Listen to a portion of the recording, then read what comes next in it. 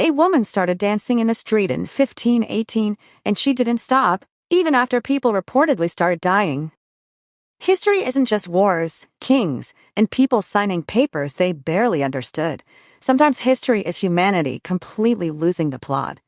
And today we're talking about the dancing plague of 1518, one of the strangest events ever recorded. It began in Strasbourg when a woman named Frau Trophia allegedly walked into the street and started dancing.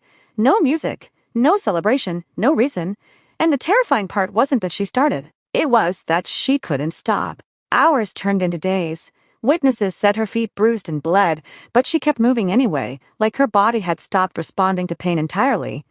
At first, people thought she was having some kind of breakdown. Then it spread. Other people started dancing too.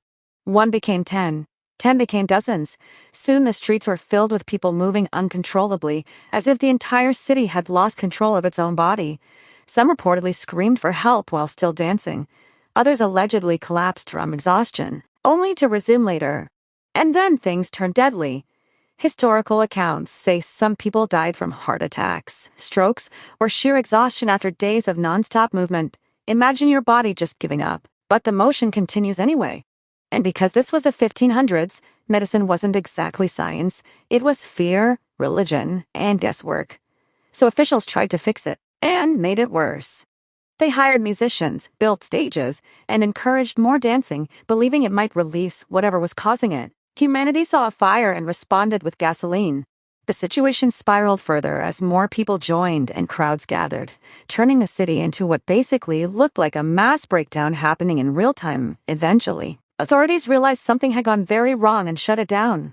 The music stopped, public dancing was banned, and many of the afflicted were taken to shrines dedicated to Saint Vitus, where priests performed rituals and prayers to try and break the condition. Some were even placed in designated spaces to recover in silence.